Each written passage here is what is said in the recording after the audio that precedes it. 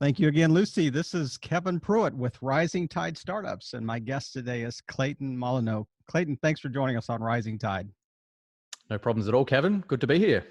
So tell our listeners a little bit, just kind of give us a little background on who is Clayton.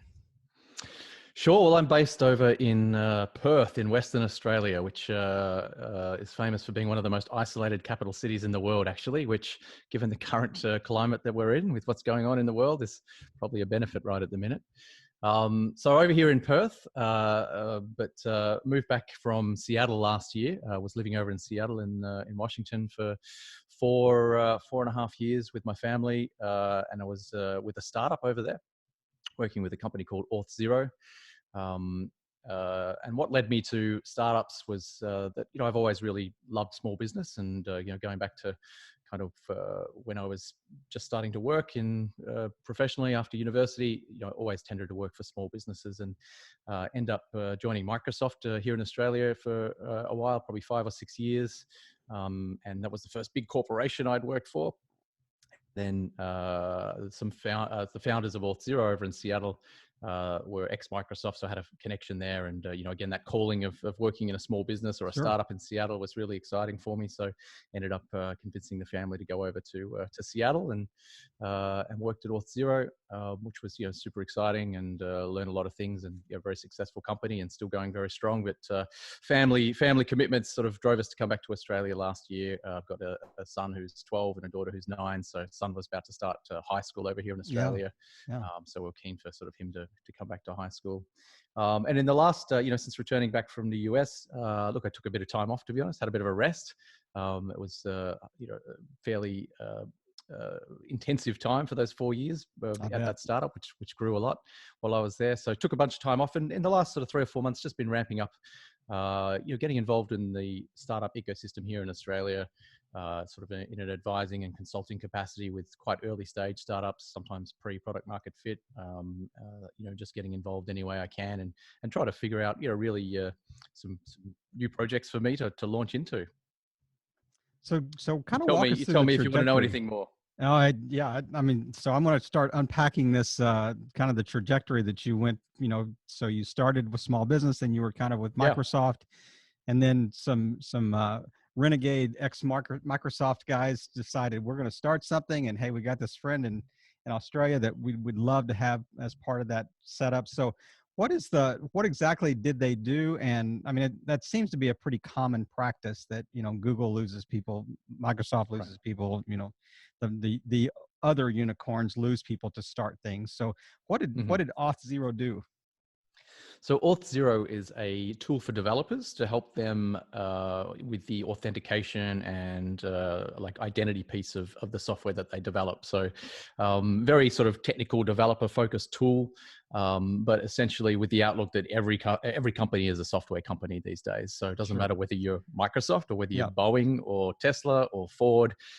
Every company has developers internally that are writing software, either internal software or external software for their consumers. And obviously the identity piece, the logging in, the security, the multi-factor authentication, it's super important.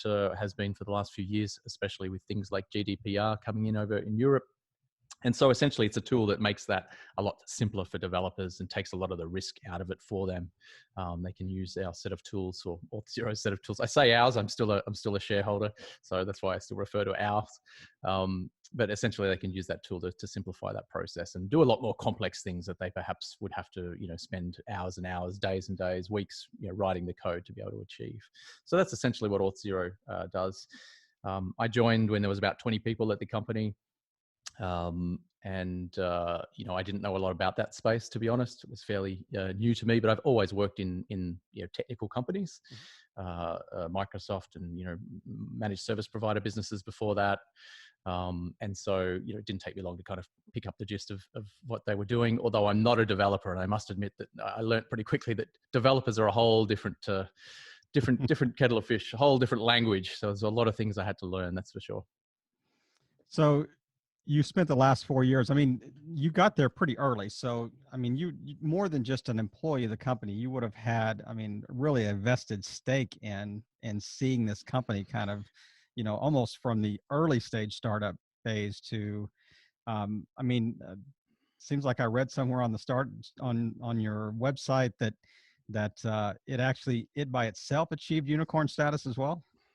Right. Yeah. So last year we raised Series E of our funding, and that gave us we're still pre-IPO, so still a private company, but that gave us a $1 billion pre-IPO valuation, which was pretty exciting. And in fact, that was pretty much the flag for me to leave, if you like. We're over in Mexico. We had a company offsite. We have a company offsite every year, and in fact, I used to host those for the last few years. So I was over in Mexico hosting that, and that achievement felt like a good time. Hence, I mean, the fact that we're coming back to Australia just felt like a nice end to the journey. Would have loved to have stayed there, but it was just not tenable for me to kind of continue to work from the other side of the world in the roles that I was doing. But yes, achieved that unicorn status. But you're right. I mean, an incredible journey, and something that, as I said, I learned a lot from, and hence why I think I can really add a lot of value to other early stage startups. Because look, it's a little bit of a gamble, obviously, a startup, and I'm sure there was a little bit of luck involved that Auth0 was successful. I could have just been unlucky and gone over there with a company that lasted 6 months and didn't grow, and pack my bags and come home again. But while I was there, the company grew from about 20 people to 550 when I left. So some really rapid growth in terms of substantial growth, number of employees, but also revenue, and all those things grew substantially as well. So yeah, it was a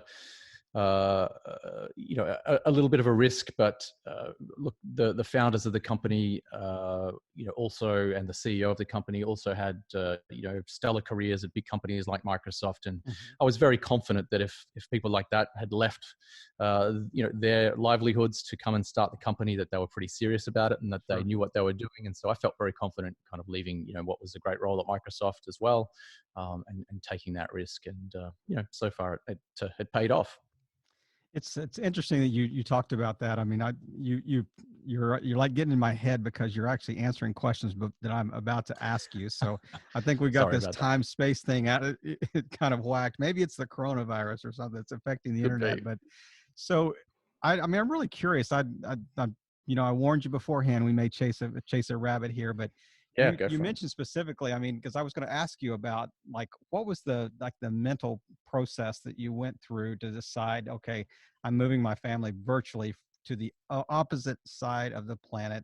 It's a calculated risk, but I'm going to take it because I trust these guys. I trust, what they have going. I mean, there was 19 people before me that, kind of jumped on this train, but right. Walk me through that kind of the mental process that other people may be, considering as well, kind of what you were thinking.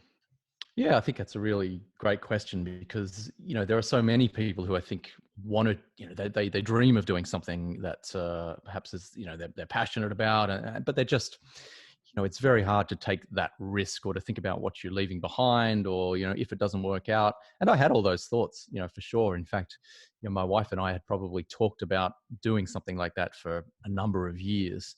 When you work at Microsoft, often your career plan has to go and do a stint over in Redmond, where the Microsoft head office is over in Washington.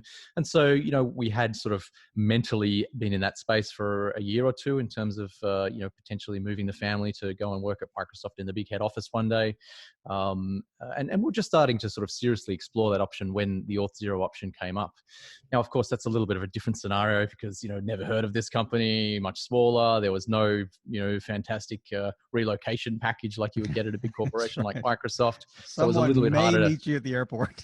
Right, exactly. Good luck. And there may or may not be an office. Who knows? Exactly right.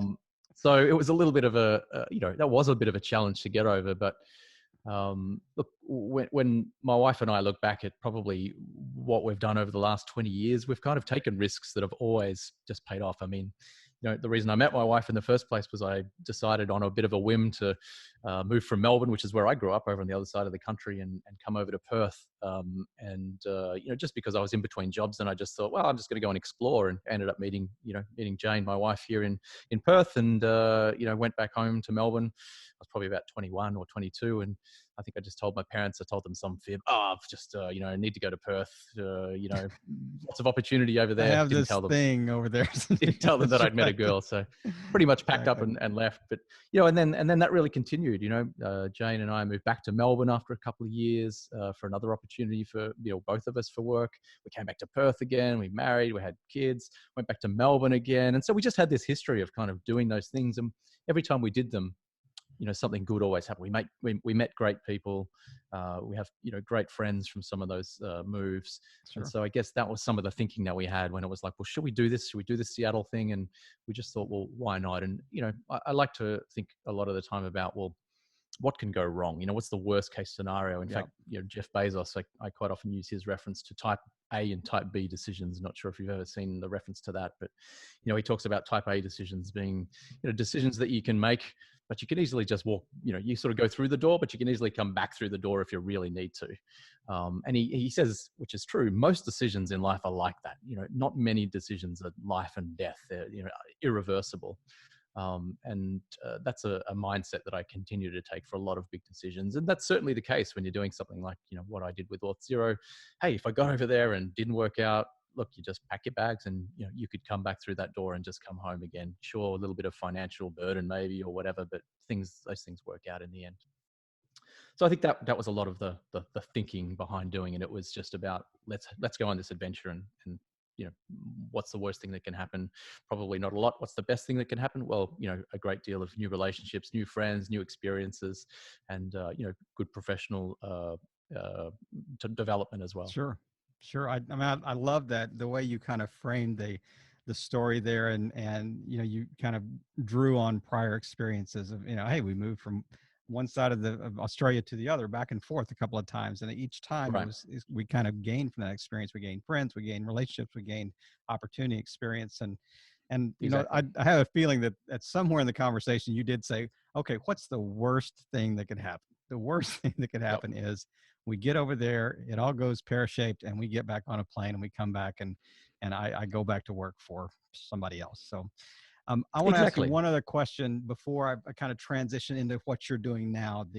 Sure. But this is more at a 50,000 foot level. That kind of the question around executives stepping out, or higher management stepping out of major companies and starting companies. I mean, I've got a question.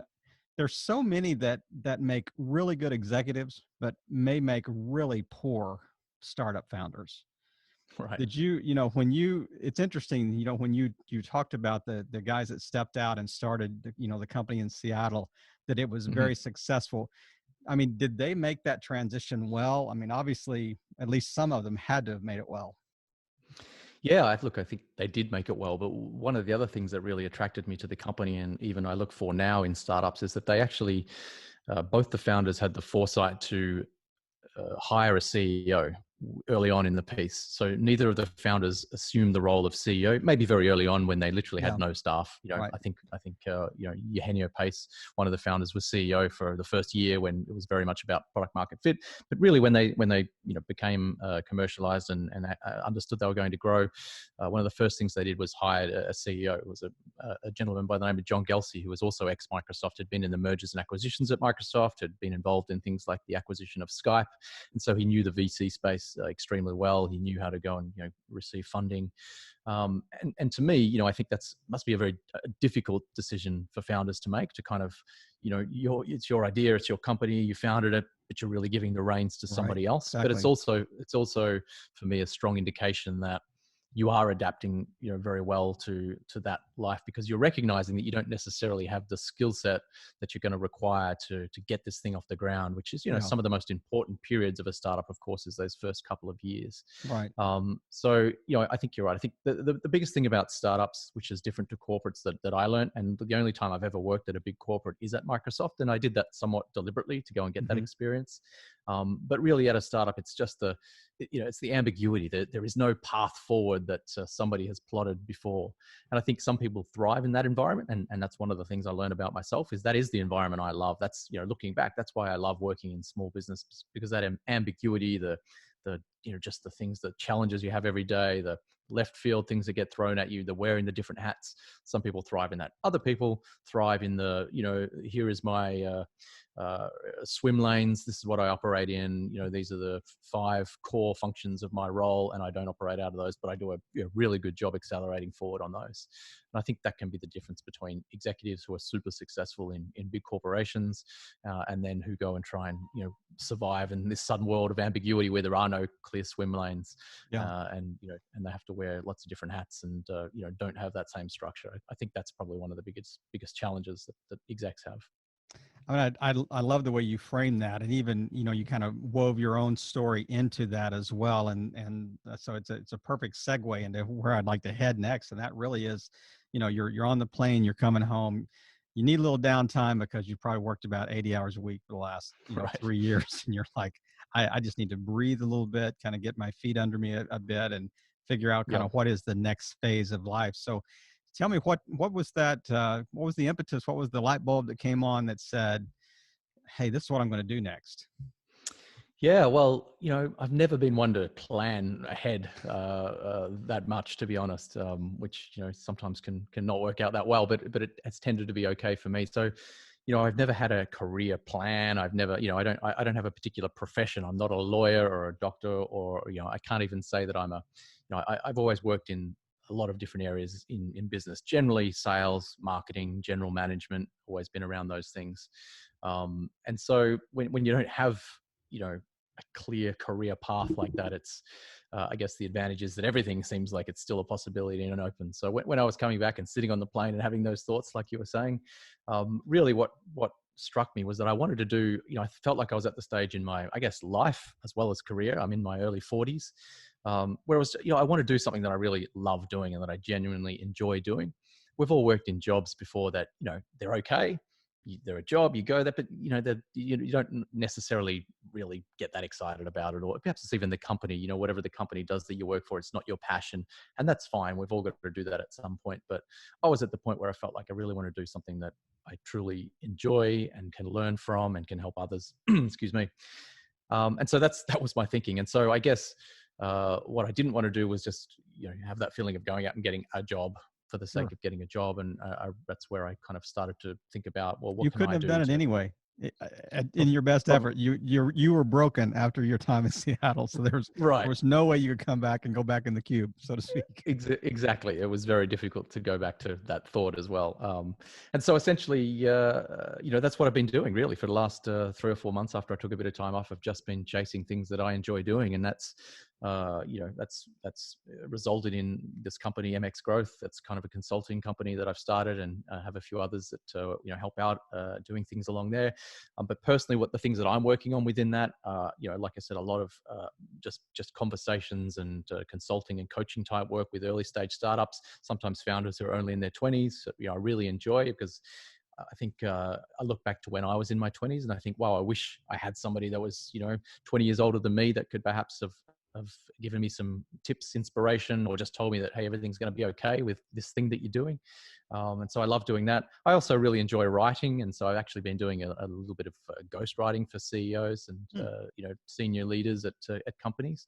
Actually, quick funny fact, I studied journalism. That's actually what I studied at university. But quickly worked out that for the first few years of journalism, you didn't seem to really make any money. In fact, people just seem to want to make you're the coffee boy, or you did copying on the copy machine, or work at midnight. So absolutely right.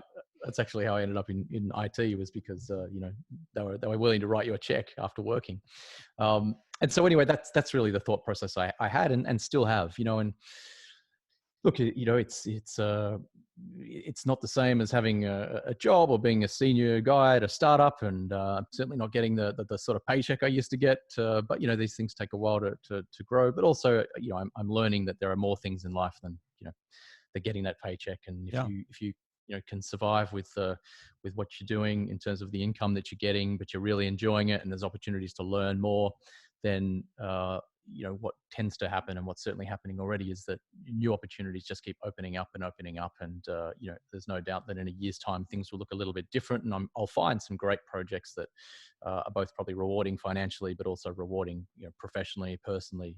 And that's kind of the space I'm in. I'm just waiting for that to happen. Of course, nobody predicts the sort of events that are happening at the moment, so that might put a bit of a dampener on things for a while. But I think that also presents a whole bunch of new opportunities, and I guess different ways of thinking about how we're all going to get through this, let alone just me personally. Oh, for sure. I and as you were talking, I had two or three just really kind of disparate thoughts that kind of went through my mind really quickly. Number one was, I really love the startup space as well, and I love the early stage startup space, and the even the millennial Gen Z startup founders. Because they they're hammers and everything looks like a nail. Is that they just have that mentality. But I also have found that they don't have any money. So that may be the only downside if they're your ideal client, is that, unless they've kind of raised some outside funding, that, they're eating a lot of ramen noodles and living 4 people to an apartment and Exactly. just staying up late on sharing a computer. But so how do you balance that? Are you you kind of described your ideal client, but you guys have to eat as well. So how are you balancing that with with MXGrowth? Well, you balance that with having some other clients that do have funding and that are willing to pay. But you're right. It is a fine balance. Obviously the typical thing that, a lot of advisors and consultants do is take an equity stake. So have a sweat equity arrangement, whatever you might want to call it. And, that's something that I've certainly discussed with some of those very early stage startups that you're right. They don't have, a lot of cash in the bank, and everything that they have is going into paying the 2 or 3 engineers that they have to develop their product. So you either look at taking an equity stake, which, is not really you can't take equity down to Costco and pay for your groceries. Exactly. So yes, the balance is that I am also working with other companies that are a little bit further along, still not super mature. Maybe they're 20 people, but they do have, say, a round of funding. They've got a Series A or maybe a seed round, and they're more on the path of kind of scaling and the market. And so, probably some revenue. They're probably not pre-revenue at that stage. So yeah. No, exactly. They have some revenue, money in the bank, and they're willing to bring on a consultant, and they expect to pay for their services. But look, again, I really enjoy the other conversations as well, the ones with the young founders. Oh, absolutely. And the thing is that, again, all those things end up leading to something, because there are other advisors that might be advising those guys or girls that are running those businesses, and you end up meeting them, and they're advising a bigger firm, and they take you in there. And that's really, to be honest, what's happened over the last sort of 3 or 4 months is just a lot of networking and a lot of meeting great people. And, you tell your story, they tell theirs, and you end up kind of saying, wow, I really know somebody who I think would benefit from you, and vice versa. Yeah. It's amazing how, networks and relationships generate, business, and it's often reciprocal. You may introduce somebody this week, but next week, they may pick up the phone and say, hey, I met somebody that I think you really need to touch base with, because it's a little more, right in your kind of zone of genius, or right in your skill set, that it's a really good fit, so to speak. So it's just really great to see these relationships kind of blend together, and kind of cross paths with each other. And it's really kind of the whole idea behind the podcast that I started was, the idea of rising tide raises all boats. This whole idea that how can we, highlight founders, how can we highlight kind of early stage, CEOs and startups and solopreneurs and side hustlers, and how can we really just build a kind of just a growing creative, synergy around them, and let them speak to each other as well, put them in touch with each other. But I just love the space. Yeah, well, and that's why I love doing, podcasts as well. And I've been doing a few lately. And in fact, it was funny. I was having a coffee with a friend yesterday, and we're obviously talking about a bit of doom and gloom that's around at the moment. And I said, well, I'm doing this podcast in the morning. And he's like, oh, well, at least you're getting, at least you're still getting some income.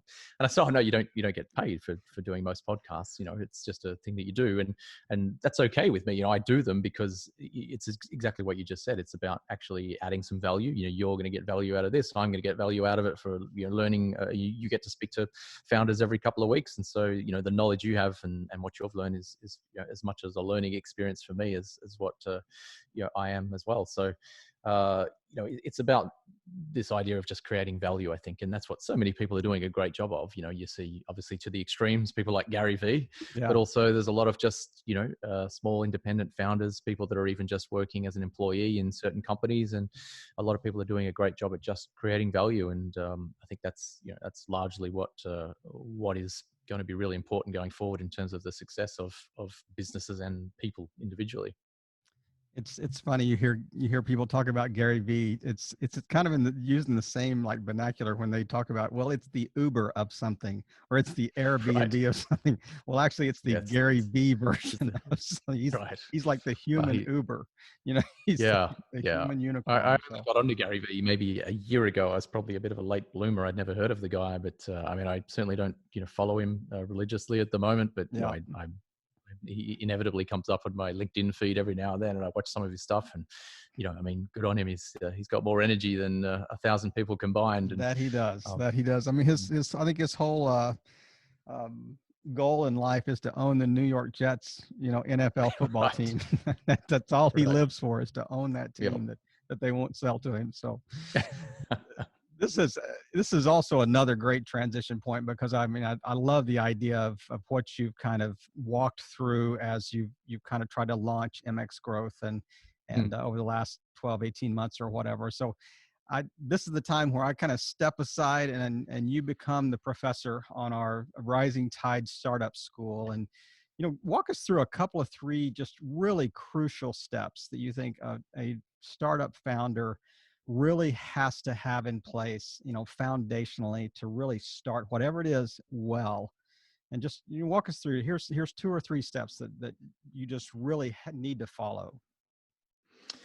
Yeah, well, firstly, I listened to your guest. I think it was last week. It was Meryl, right, from Yeah, Ninja Carol Beans. Johnson. Yeah, yeah, And so I certainly great reiterate guest. what she said, which was a very practical advice, actually. And I noticed the first thing she said was, well, you've got to be in a position financially to do that. Spoken like a true accountant, of course, as she is. That's right. But I actually thought that is, that's very sage advice that I wouldn't actually think to give somebody. But I think that is a very important thing. Is it helps to be in a financial position, obviously, to do things. But the flip side of that is, I would tell people to just start. I think. Especially in this day and age, coronavirus not included, but I mean, everybody can start a business. We live in the gig economy, as everyone's calling Yeah, it. The opportunity to start a business is there for everybody, and I think the first step to take, which is the one that a lot of people find the hardest, is just to start. It's so easy, it's low cost, it doesn't have to be the world's biggest business, you don't have to have dreams of going global. It can be right. easy as what we talked about before, creating some value, some part, something that you're an expert in, creating that and trying to sell it online. I mean, that could literally be your first business while you're holding down your full-time job and doing all those things. And I think what happens is that you have, snowball effects. Then that works Yeah, well. You learn from that, and then you can, step up and do the next thing. So I think just starting is really important. In fact, I used to, kind of talk to my team in the startup about, constantly this concept of less planning and more doing. And I think that's what a lot of people suffer from, is they plan to do something. They have a plan. It's 30 pages or 100 slides. It's really good. They adjust it every few months, but the best plan that you've got is the one that you're executing. So I think just stop the planning and start practicing, essentially. What I found over time is that really the plan is informed by the doing. So you have a much better plan going forward if you're actually out doing stuff and learning from it. So I think that's the first thing, is just get started. And then rolling on from that, it gets back to what we're kind of talking about before with, it's so easy to create an MVP, if you like, the minimum viable product these days. I'm not sure if you've seen this whole movement around no code. Have you familiar with that? no, A lot of these tools that are out there at the moment that are basically, give you the ability to develop applications, but really don't require a lot of knowledge about coding. So a good example is a company called Bubble.io. Mm-hmm. Much more of a visual design experience, but even somebody with limited technical experience can essentially throw together an application. So again, the opportunities for people to start a business and have that MVP in place are much more prevalent, easy than they were in the past. So I think not thinking that it's a daunting task as I have to hire 10 engineers to build a product. I'm not going to do it. Again, it's kind of get started, build the minimum possible thing that you can build using the tools that are available. Think about that Bezos mentality of, type 1, type 2 decisions. Right. Just make decisions. Don't stall. If you make the wrong decision, you'll be able to go back and fix it most of the time. And then, if you're getting through those things, I think, and things look good and they're growing, then the next obvious thing would be to find a great team. Start thinking about, well, what skill sets do I need to add if I really am going to go full time now and launch into this business? Who do I need to be by my side? Both from a skill set point of view, but also importantly, I think from a relationship and a culture point of view. What sort of people do I want to work with, and what sort of company do I want to run? I think if you can get those three things, start, build things, fail quickly, change, iterate, and then get a right team around you. I think they're pretty good building blocks to build from.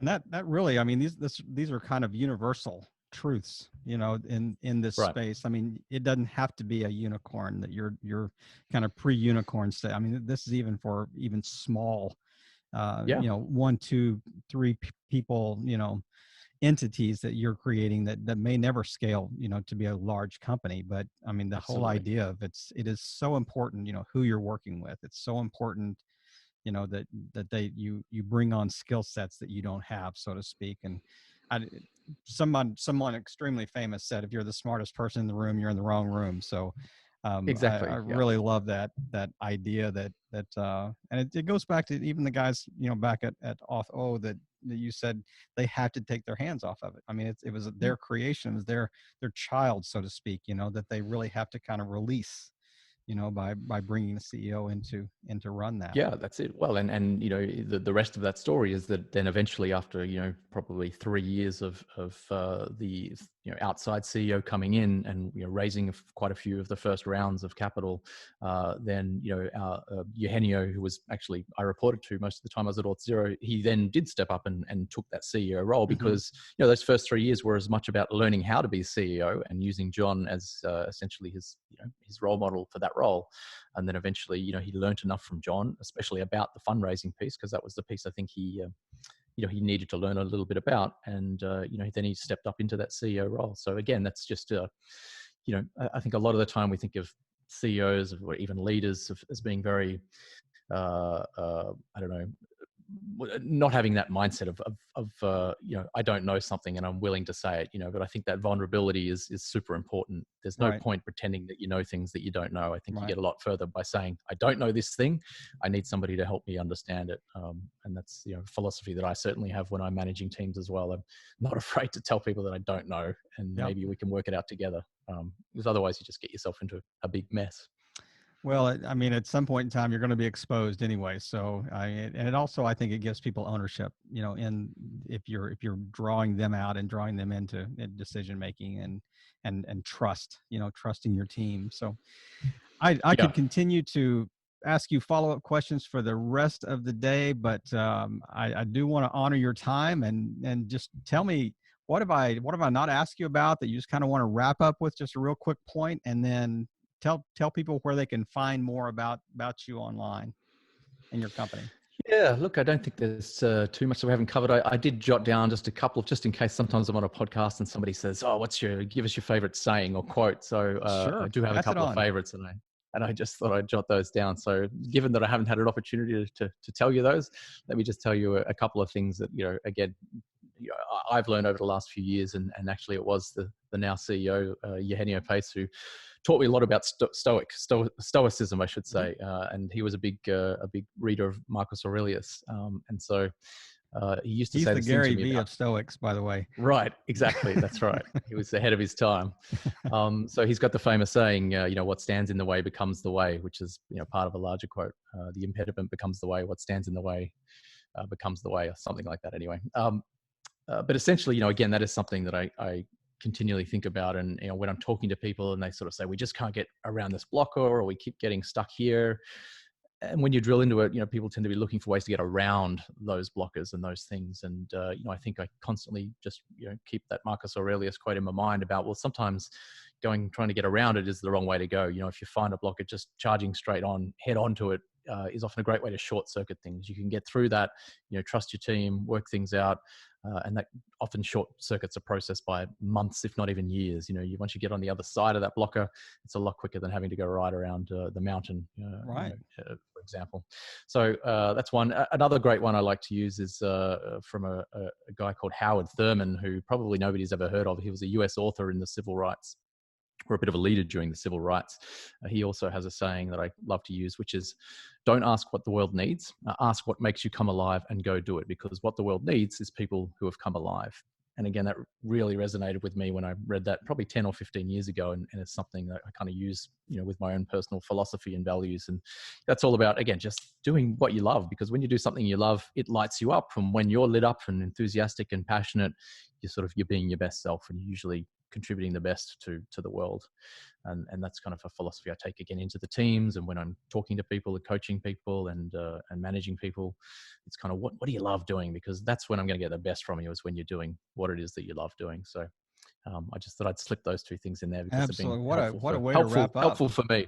No, it's Helpful for me. helpful for all of us, for every one of our listeners. That, I mean, and it resonates so much, because I think that we have a lot of similarity personality wise. So those would be the type of quotes that I would cut out and put up on the wall, or tape to the laptop, or I whatever. can email them to you. Absolutely. So you've got them.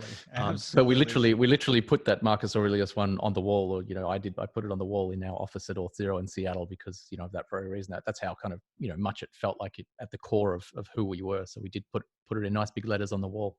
In terms of how people can contact me, the website for my company, MXGrowth.com, is where you'll find me. You can email me directly at Clayton@MXGrowth.com. I have a newsletter as well called the Startup Foundations Builder newsletter that I just started only a month or so ago. You'll find the subscribe button on that website I just mentioned at MXGrowth.com. And of course, I'm on all the usual socials, LinkedIn and Twitter especially. I have quite a unique name, Clayton Moulynox. So if you search for that, you'll find me, because nobody else has that name. So you'll find me pretty easily. Well, we'll certainly make sure that all those links are in the show notes when this episode goes live. And Clayton, I just can't thank you enough for taking the time today and just sharing the story. I love the idea of, being on multiple continents and in multiple different settings, just the experiences you've learned and the things that you've transferred, from each stage, even going back to, early marriage and moving back and forth across Australia, and just how everything is kind of, woven together to get you where you are today. And then you're pouring back into people as well. So what a way to, kind of pay it forward. But just thank you again for just taking the time tonight and just really playing your part in helping all boats rise in a rising tide. Clayton, have a great day. Thanks. It's been a pleasure. Thanks, Kevin.